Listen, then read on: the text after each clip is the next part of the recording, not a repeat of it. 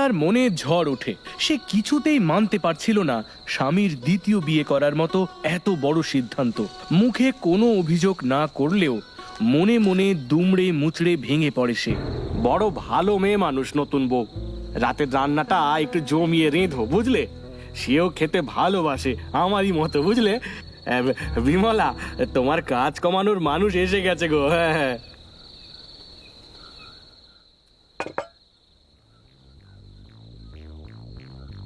একটু তরকারি দাও তো, বেশ ভালো রেঁধেছো। কাল একটু মাংস লুচি খাইও।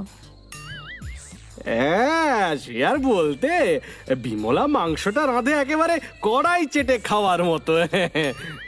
তাহলে তো কোনো কথাই নেই, সঙ্গে একটু পরমান্ন হলে তো কোনো কথাই নেই। কি গো দিদি, বানাবে নাকি একটু পরমান্ন? বানাবে না মানে? হ্যাঁ, সারাদিন তো ঘরেই বসে থাকে, কাজের মধ্যে দুই, খাই আর শুই। বিয়ে করে এসেই এত খাই খাই করছে। আমার কাজ কমাবে না তোমার মুন্ডু চিবিয়ে খাবে? যা ইচ্ছে করো, আমি কোনো কথা বলবো না। নতুন বউয়ের সামনে হরেন বিমলাকে এইভাবে কথা শোনানোয় বিমলা খুব কষ্ট পায়। রাতের খাবার না খেয়েই নিজের কাজ শেষ করে বিছানায় শুতে গিয়ে দেখে শোবার ঘরে তারা দুজনে শুয়ে আছে। বিমলা বাইরে মাদুর পেতে শুয়ে পড়ে, ঠান্ডায় সারা রাত কাঁপতে থাকে।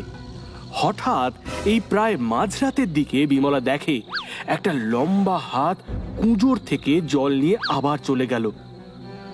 ভয় পেয়ে যায় সে, মুখে কোনো কথা বলতে পারে না, শুধু ঠাকুরকে ডাকে। জয় মা কালী, জয় মা কালী, জয় মা কালী, রক্ষা করো মাগো, এ কি দেখলাম। সকাল হয়ে যায়, কাউকে কোনো কথা বলে না, শুধু মনে মনে ঠিক করে নেয় আজ সবাই ঘুমিয়ে পড়ার পর সে নিরুদ্দেশ হবে। প্রতিদিনের সব কাজ শেষ করে তুলসী তলায় পুজো দিয়ে রোজের মতো স্বামীর জন্য চা করে ঘরে নিয়ে যাওয়ার সময় দেখলো হরেন ঘুম থেকে উঠে বেরিয়ে আসছে। দাও দাও, আমায় দাও। নতুন বউ কাল রাতে একটু ঘুমোতে পারেনি, ছটপট করেছে। নতুন জায়গা কিনা, তুমি রান্না বান্না করে তাকে ডেকো। হ্যাঁ, দেখো যেন কাঁচা ঘুম আবার ভেঙে না যায়। আমি বেলায় বেলায় চলে আসবো কোন। দেখলো, কাল রাতে আমি একটা দানাও দাঁতে কাটেনি, তারপরেও আমার কথা না জিজ্ঞাসা করে এভাবে নতুন বউয়ের খাবার কথা বলছে।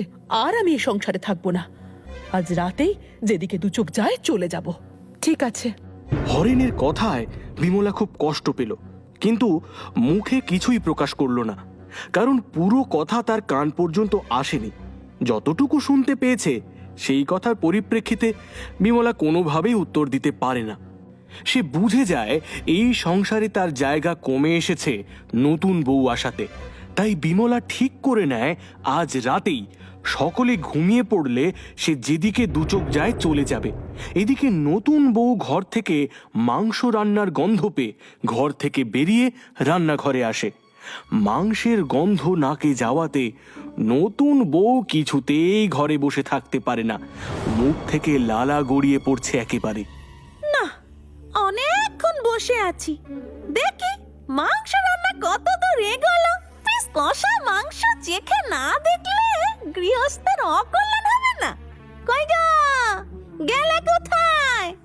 বড়দি, কোনো সাড়া নেই কেন? অলক্ষী ঢুকেছে আমার ঘরে, বেলা পর্যন্ত ঘুমিয়ে স্নান না করে ড্যাং ড্যাং করে রান্নাঘরে আসছে। যা ইচ্ছে করুক, আমি কিচ্ছু বলবো না তো, যেদিকে দু চোখ যায় চলে যাব। ও মা, তোমার রান্না বান্না হয়ে গেল? ভাবলাম কড়াই থেকে দুটো কষা মাংস তুলে খাবো। আমাকে একটু ঘুম থেকে তুলে দিতে পারলে না? কি করো সারাদিন? দাও দেখি, সে কোন বেলায় খেয়েছি কাল, পেটের ভেতরটা একেবারে গুলিয়ে উঠেছে।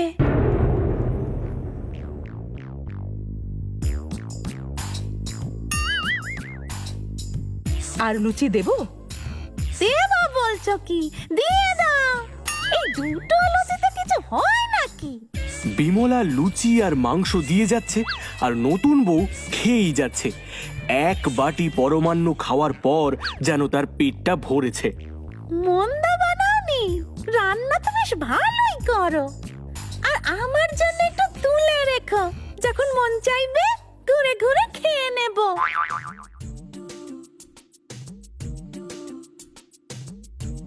কোনো বাড়ির বউ এভাবে খেতে পারে?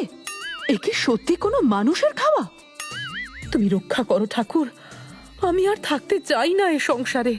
নতুন বউকে খাবার দিতে দিতে বিমলা একেবারে হাঁপিয়ে উঠেছে। এত লুচি মাংস একেবারে কোনো বাড়ির নতুন বউ খেতে পারে বলে বিমলা জানে না। এক এক সময় তার খাওয়া দেখে তাজ্জব হয়ে যাচ্ছে বিমলা। সবেমাত্র থালার সব খাবার শেষ করে আঙুল চাটছে নতুন বউ। ঠিক তখনই হরেন নতুন বউকে ডাকতে ডাকতে ঘরে ফেরে। নতুন বউ, ও নতুন বউ, কি গো? যে কাজটা সে এতদিনে একবারও করেনি বিমলাকে, হাঁক ডাক দিয়ে বাড়িতে ফিরেছে। রান্নাঘর থেকে এক গ্লাস জল হাতে বিমলা বেরিয়ে আসে। আর নতুন বউ বিমলাকে বকা শোনাবে বলে কাঁদো কাঁদো মুখে রান্নাঘর থেকে বেরিয়ে আসে। কই গো নতুন বউ, আরে ঘুম ভেঙেছে? সারা বাড়িতে মাংসের গন্ধ একেবারে ভরে গেছে দেখছি। কোথায় গেলে গো ও নতুন বউ? তুমি ফিরে এসেছো। আমি আর এ সংসারে থাকবো না। আজই তুমি হাঁড়ি আলাদা করো। বড় বউয়ের কাছে একটু লুচি মাংস চেখে দেখার জন্য চাইলাম, বলে কিনা স্বামীকে না দিয়ে খেয়ে নেবে। আচ্ছা, খিদে পেলে আমি কি খেতে পারি না বলো? আরে খিদে পেলে খাবে না কেন, 100 বার খাবে। বিমলা, এক্ষুনি আমার সামনে এসো। তুমি নতুন বউকে খেতে দাওনি? এ সংসারটা আমার। আমার কথার বাইরে বেরিয়েছো তো বেরিয়ে যেতে পারো, দরজা খোলা আছে, যাও। একই কথা বলছো তুমি নতুন বউ? তুমি তো কিছুক্ষণ আগেই এক থালা লুচি মাংস খেলে। এখন এত বড় মিথ্যে কথা বলতে তোমার বাধছে না? শুনেছো কেমন খাবার খোঁটা দিচ্ছে আমায়? দিদি দেয়নি বলে আমি কড়াই থেকে দুটো মাংস আর লুচি তুলে খেয়েছি। এ কি আমার অন্যায় বলো? তুমি নতুন বউকে কষ্ট দিয়েছো, এত বড় সাহস তোমার? আজ একটাও মাংসর পিস তুমি খাবে না। সব মাংস আমি আর নতুন বউ মিলে খাবো। তোমাকে আজই বাপের বাড়ি পাঠিয়ে দিচ্ছি আমি। দাঁড়াও, দেখাচ্ছি তোমার মজা। এক রাতের মধ্যে তুমি আমাকে অবিশ্বাস করা শুরু করে দিলে। তোমাকে কষ্ট করে কোথাও পাঠাতে হবে না, আমি নিজেই চলে যাব। আমার কথা মিলিয়ে নিও, যেই বাড়ির বউ এভাবে খাবার খায় সে আর যাই হোক মানুষ হতে পারে না। চুপ কর মিথ্যাবাদী কোথাকার। আমি নিজের চোখে দেখেছি তুই মাংস রান্না করতে করতে খেয়েছিস। আবার বড় বড় কথা বলছে। ভগবান ক্ষমা করবে না তোমায় নতুন বউ, এই বলে দিলাম। এত মিথ্যেবাদী তুমি। থাক, কে সত্যিবাদী কে মিথ্যেবাদী আমি খুব ভালো করে বুঝতে পারছি।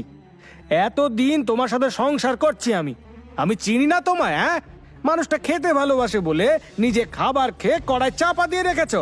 ছি ছি ছি ছি বিমলা, ছি। নতুন বউ না এলে আমি জানতেই পারতাম না, ছি। হরেন সত্যি মিথ্যে যাচাই না করে ছোট বউয়ের কথায় বিমলাকে অনেক কটু কথা শোনালো।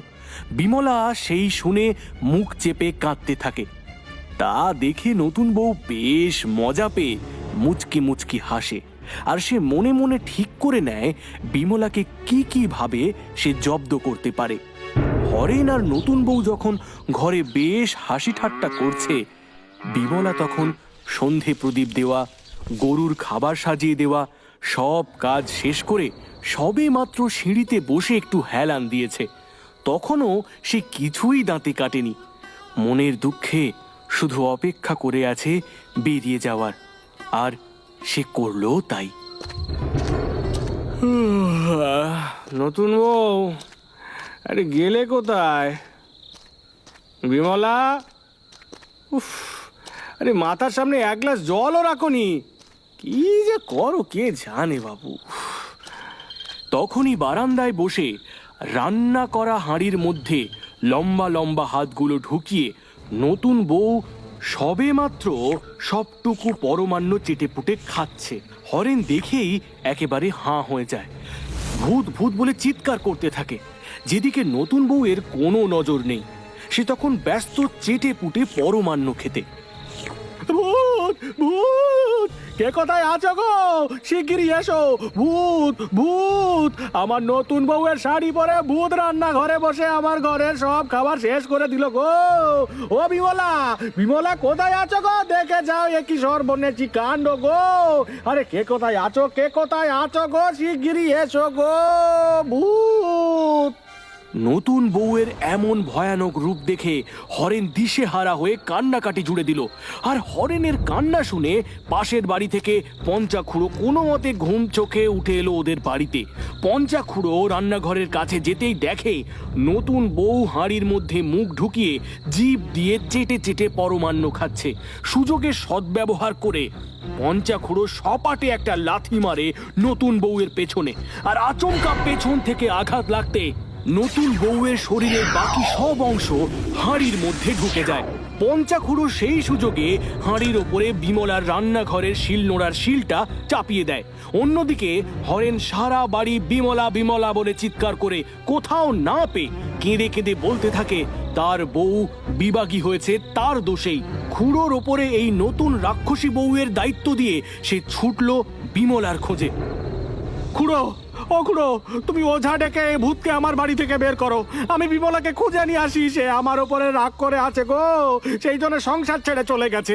আমি আমার সব ভুল বুঝতে পেরেছি। নতুন বউকে পেয়ে আমি বিমলার কোনো খেয়ালই রাখিনি। এ আমার অন্যায় হয়ে গেছে খুড়ো, আমার অন্যায় হয়ে গেছে। তুমি তোমার ঘরের লক্ষ্মীকে পায়ে ঠেলে দিয়েছ হরেন। এক্ষুনি যাও, যেভাবেই হোক তার কাছে ক্ষমা চেয়ে ফিরিয়ে নিয়ে এসো লক্ষ্মীকে। হরেন চলে যায় বিমলাকে খুঁজতে, আর এদিকে পঞ্চাখুড়ো ওঝা ডেকে নিয়ে এসে হাঁড়ির ভূতকে খুব করে বুঝিয়ে দেয় অন্যের সংসারে এভাবে অশান্তি সৃষ্টি করার ফল কি হতে পারে। ওং হিং টিং টং ছট ভূতেং চা। শেওড়া গাছ ভেঙে এক্ষুনি পালা, ভূত যা যা। ওঝার মন্ত্রে ভূত শেওড়া গাছের ডাল ভেঙে হাড়ি উল্টে চলে যায়, আর হরেন তার বাড়ির লক্ষ্মীমন্ত বউ বিমলাকে নিয়ে বাড়ি ফিরে সুখে শান্তিতে সংসার করতে থাকে।